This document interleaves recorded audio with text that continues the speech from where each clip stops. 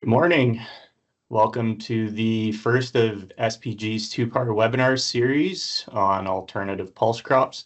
My name is Mike Brown. I'm going to be hosting our discussion today.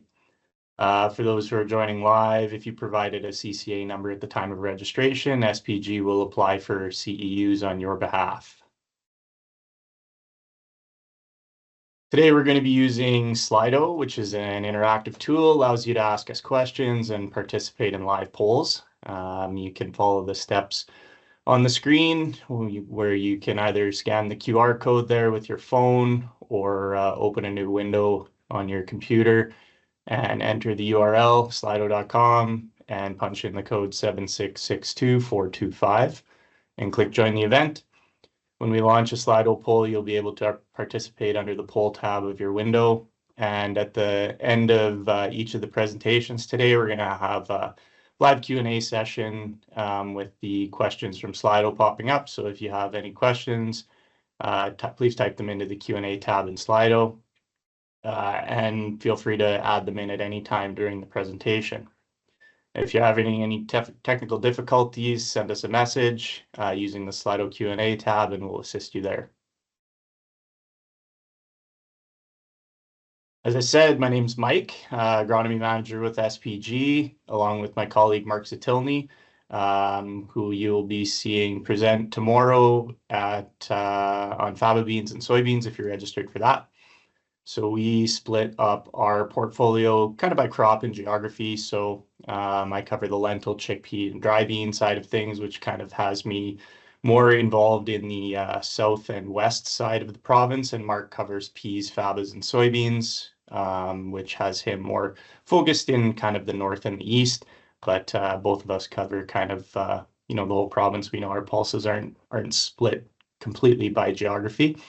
And then both of us kind of work together on fenugreek.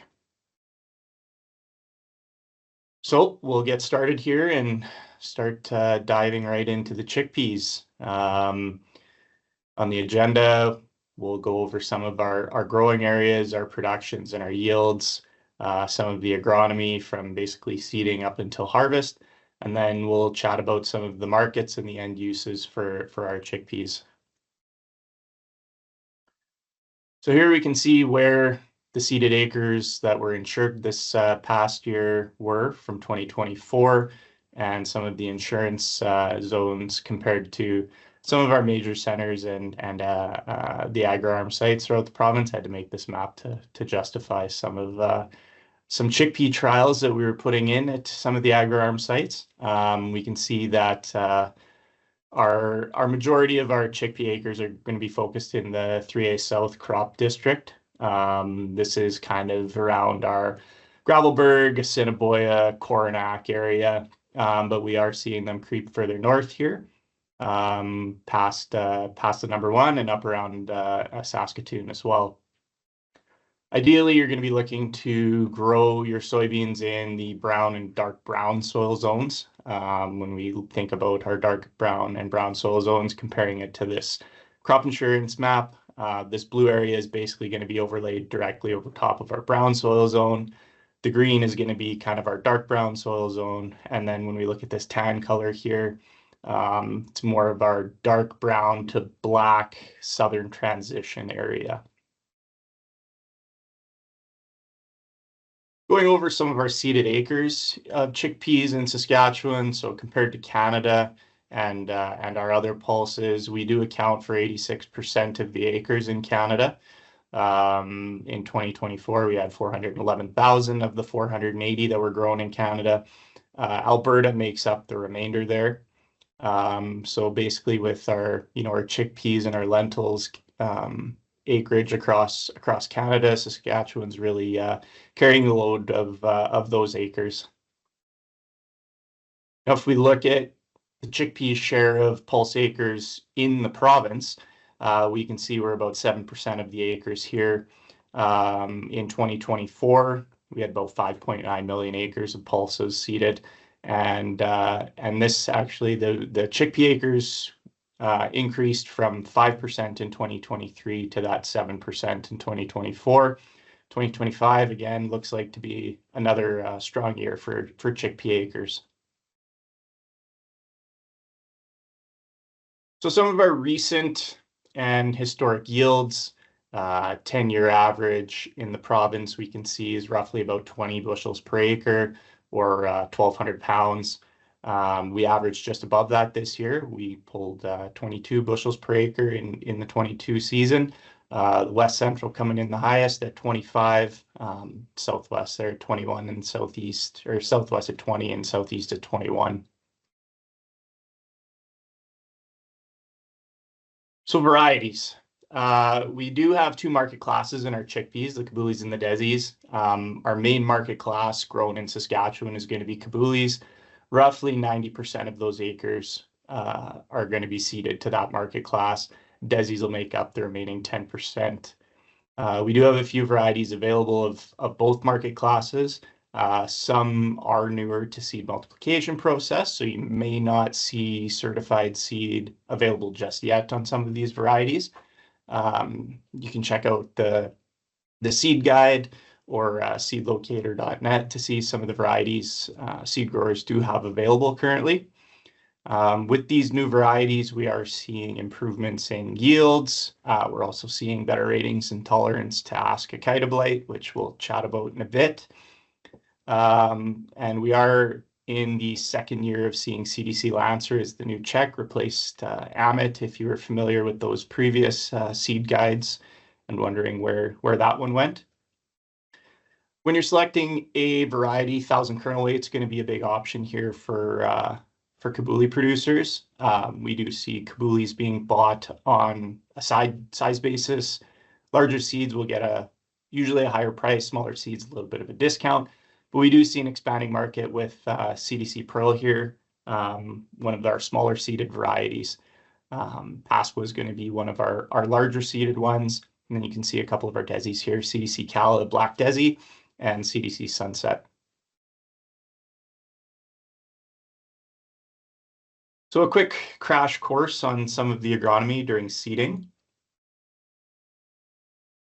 Target plant stands in the range of 3 to 4 per square foot. Kabulis around 3, Desis around 4.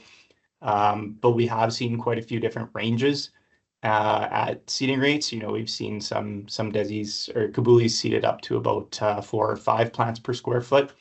We did have a field scale trial looking at chickpea seeding rates in 2024 that SPG organized.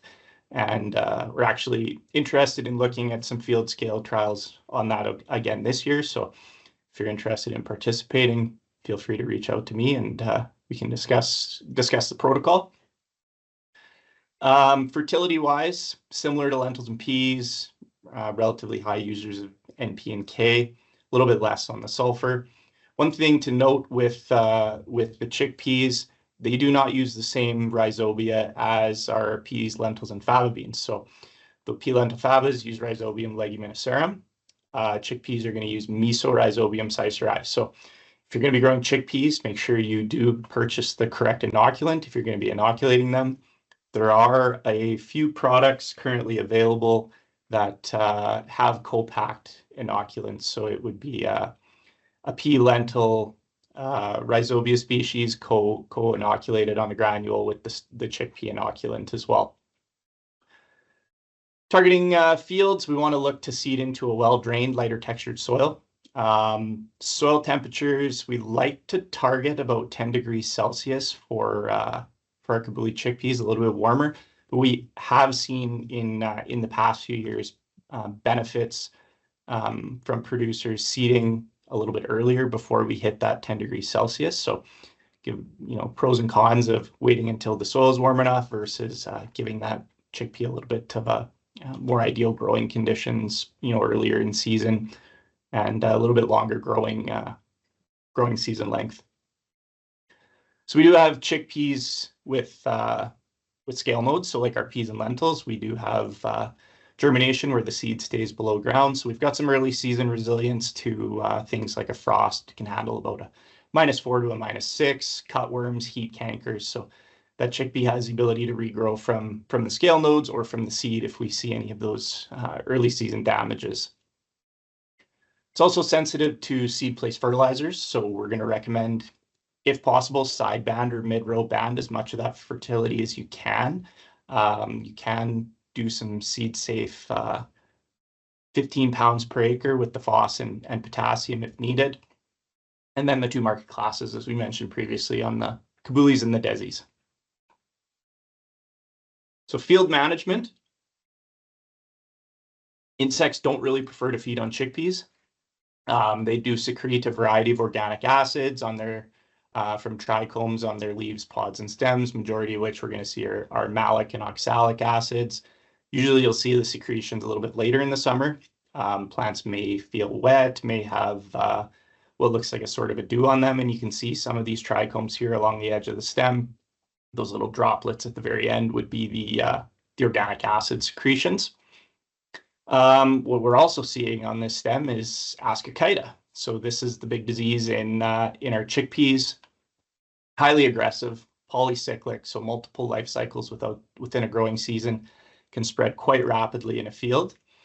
So recommendations here for fungicide, we're looking to start at the 8-node stage. So these plants are going to be really small at the 8-node stage. You may think you're basically just applying a fungicide on the soil, but it's crucial to get that early protection. And then we want to look at a reapplication 2 weeks after to really help protect that yield throughout the season. And then after that, that second application, start reassessing any further applications, depending on environment and scouting of the crop.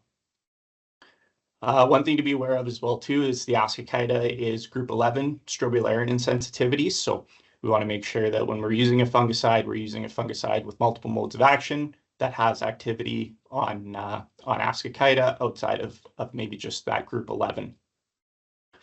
We also want to recommend using seed with 0.3% or less seed-borne Ascochyta. The benefit of chickpeas is they are partially resistant to Aphanomyces, so we can see the host testing range of Aphanomyces here. Not completely resistant, so something to be aware of, but if there is Aphanomyces confirmed, chickpeas can be an option instead of peas or lentils in those fields where the pea or lentil maybe isn't just quite able to survive or make it through to harvest with the level of Aphanomyces in there. They're also quite susceptible to seed rot and damping off. We had a trial in Swift Current a few years ago showing treated versus untreated chickpeas, and the untreated chickpeas just were obliterated by Pythium and a whole smattering of different soil fungus. So making sure you use a good seed treatment and good coverage is crucial. For our weeds, we do have quite a few options here for our residuals and our in-crops. So we'd like to put a residual in front of our chickpeas, considering group 2 kochia, especially in those heavy pulse areas. That's a fight we continue with, and then other group 2 resistant broadleaves. And then we do have new varieties coming out that offer a Masmox tolerance, so that you have that in-crop option if there are some weeds still susceptible to group 2s in your field that you want to get after with that chemistry. Moving into the harvest, normally we see chickpeas straight cut. You can see they have a really nice upright architecture. Pods are usually held pretty nicely above the ground. Less risk averse tag there than when we compare that to a lentil. There has been research showing that you apply your desiccant basically as late as possible. You can maximize your yields, you can get bigger seed, you can reduce the amount of green seed in the samples. We do have risks though, because chickpeas are an indeterminate pulse crop, greening back up if you get a rain close to harvest. So something to be aware of there. It may, those fall rains in August or September may delay harvest. After we combine, we do want to store chickpeas in the bin rather than grain bags. Grain bags, we have heard that they do lead to odor issues with some of the buyers, and they, not ideal. Long-term storage, if we're going to be putting those chickpeas in storage for For any period of time, we look to aim to cool them below 20 degrees Celsius, target roughly around 14% moisture, and we'd like to minimize the amount of handling they see to protect from mechanical damage. The grading tolerances are quite low. We look at the percentages on Kabuli, number 1, 2, and 3, similar to Desi's. When we talk about damage, that's things like sprouting, frost, insect feeding, weathered or discolored. Mechanical is going to be splits or chips over 10% in size. And then when we look at greens, Kabuli greens are basically going to have green anywhere on the seed or seed coat. Desis have to be considered green if the seed's cut in half and it's green throughout that seed.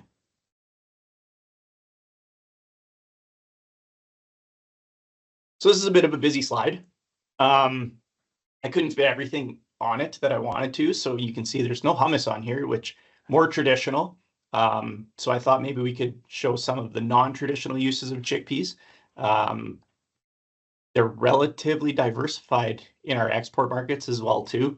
You look Turkey and the United States, accounting for roughly 44% of the exports, but we do have a lot of other markets interested in chickpeas. They're also highly diversified from a food application perspective. So top recent launches we've seen over the past few years in snacks, meals, spreads, and bakery categories. We can see, the uses of the whole chickpeas, usually using canned products, soups, hummus, and then the chickpea flour is used in pastas, puffs, snacks, and bread. We do have whole and flour both used in pet food, and we can see here next to pea ingredients, so peas and peas proteins, chickpeas are going to be the most commonly used pulse in pet food globally. Recently, we've seen a large amount of those chickpea pet food launches in Europe, Asia, and North America. And then on the bakery side, 15% of mixes launched in the last 5 years were actually chickpea-based, mostly in Asia for traditional uses, but we did see some in North America for things like cakes, brownies, and pizza dough. So we do have lots of markets for chickpeas to continue to expand into.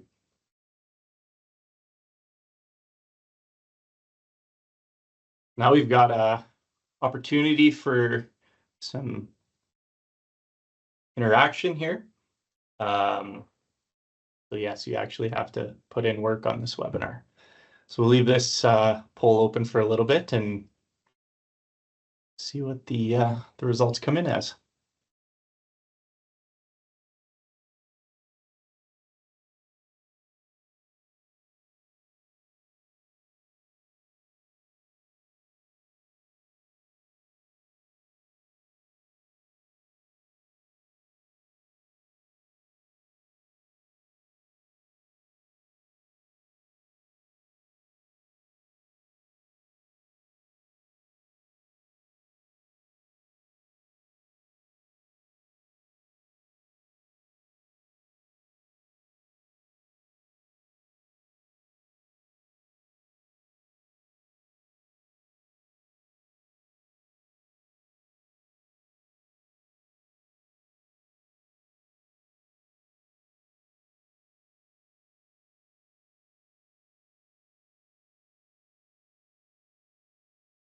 Okay. So we've got some veteran chickpea growers and advisors. We've got some first timers, got some that used to grow. Nobody's on the fence, so you've all decided on chickpeas. There we go. Well, thanks for the feedback. Good to know. So now we'll move into, and I think I can leave this open for input if you haven't voted yet. But move into the Q&A session now. If there's any questions. Jasmine, if you had anything come in the chat.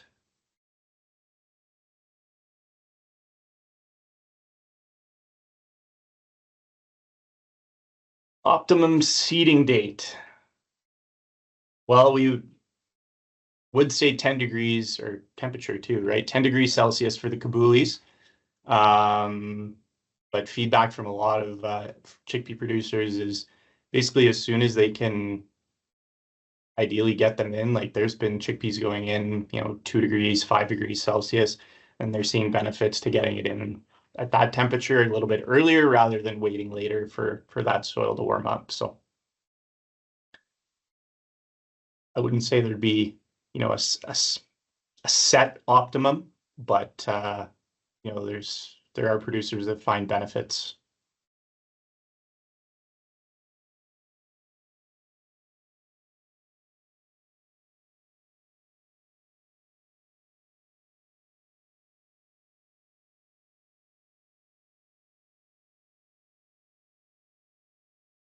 Chickpea flax. Yeah, so that's been there's been a lot of research done on that in Redvers. So Lana Shaw's been doing a lot of work with that.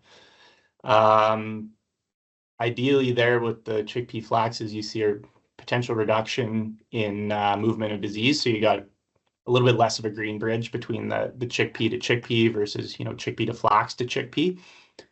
So potential reduction in ascochyta, but there's also the potential for the flax to use soil moisture at the end of the season. So really kind of to starve out the chickpeas of moisture and push them quicker towards senescence and maturity. I guess the one thing with the chickpea flax is to figure out how you're going to separate it at the end of the year. So are you going to harvest the whole thing and take it all and get it separated, or are you gonna open the sieves on the combine and basically blow the flax out and just let it turn into a weed in the fall kind of thing? Recommendations on inoculants. So we've done previous work on inoculants on comparison of liquid granular peat on that side of things. So formulation, we didn't find any real differences on efficacy between those. I think the research results for that are located on our website. So that whatever works on farm for the producer. If it's a granular in tank or if it's seed applied at the place of purchase from it, whatever works. But the inoculant species or the rhizobia species, we want Mesorhizobium sicerae. So make sure you got that species in there if you're going to be putting it on the chickpeas.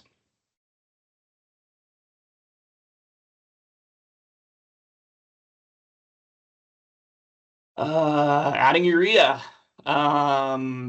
They're not inefficient at nitrogen fixation. They're actually quite efficient. They do nodulate quite well. But there was work done in the early 2000s by Anti-Gannett Swift Current where they're comparing nitrogen fertilization versus inoculation. So nitrogen fertilization, like we talked about with the flax, creating something where you can hasten maturity and you starve the chickpeas of water at the end of the season. Same idea when we're thinking about nitrogen versus inoculation. So you're adding another option there where, okay, you got a late rain in fall, but if you use urea instead of using an inoculant, then there's a little bit less of lengthening of greening. There also was a trial done this year by the RAC that I saw results on where they did that exact same thing, basically Yanty's work, where they did inoculating versus nitrogen. And I was looking at some of the results from that in the pictures, and there's definitely significant difference between maturity where, the stuff that was inoculated stayed greener later, and the stuff that was fertilized with nitrogen matured a little bit quicker.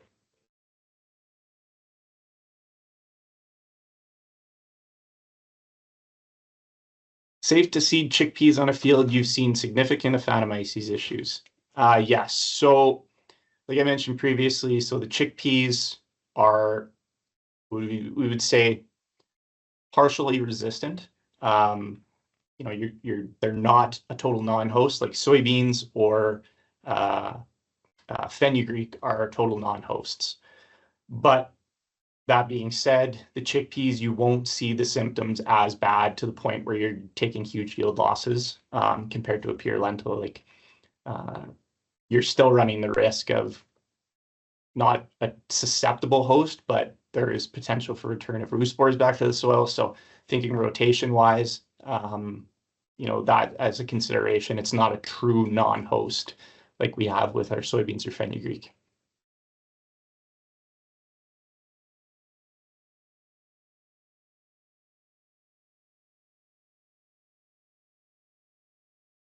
Okay, I have to scroll down. Oh, geez, did I miss any? Markets.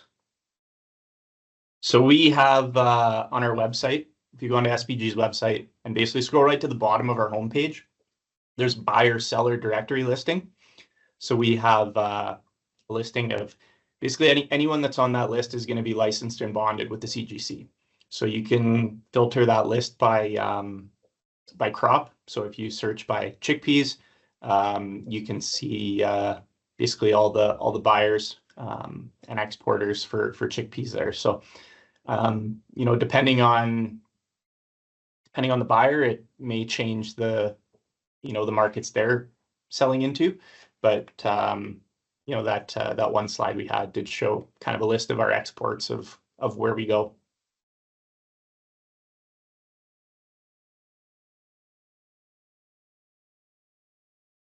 Desiccation options. So we do have registered desiccants and I think a few harvest aids as well too, but Diquat is kind of the common one.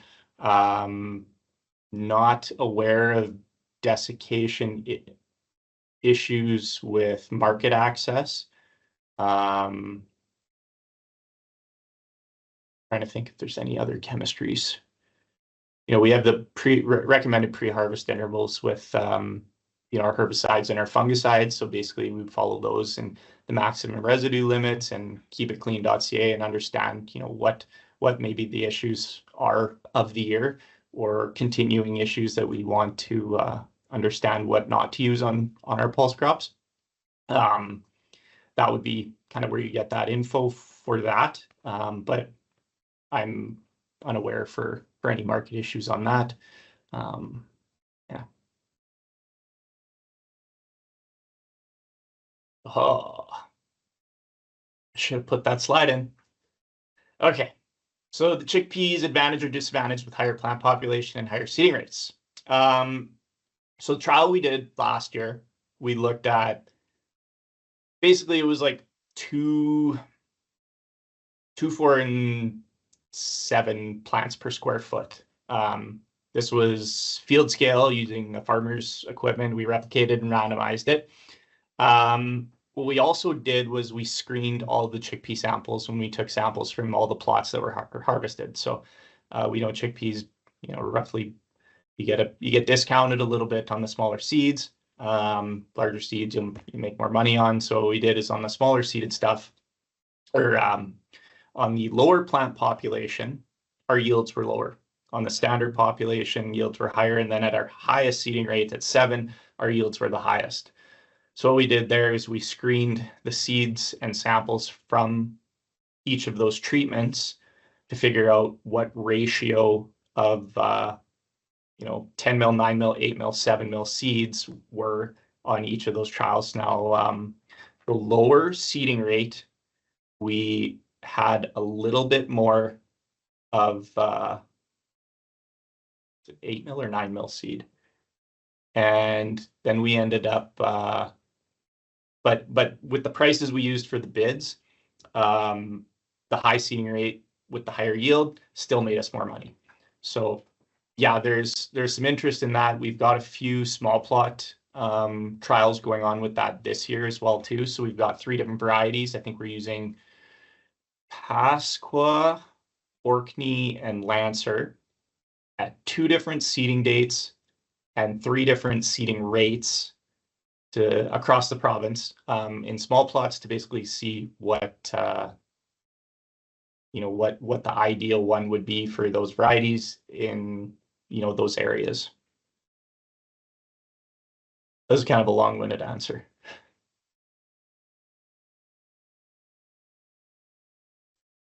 Well, thanks again for attending today's session. The recording is going to be posted on SPG's website and YouTube channel. And if you joined us live and gave a CCA number, we'll get that applied for CEUs for you. We'll be sending out an email with a survey for you to share your feedback on today's session. Your opinion helps us deliver valuable extension opportunities and continuously improve. Thank you everyone for joining. Have a great day. Enjoy lunch. Good luck this growing season.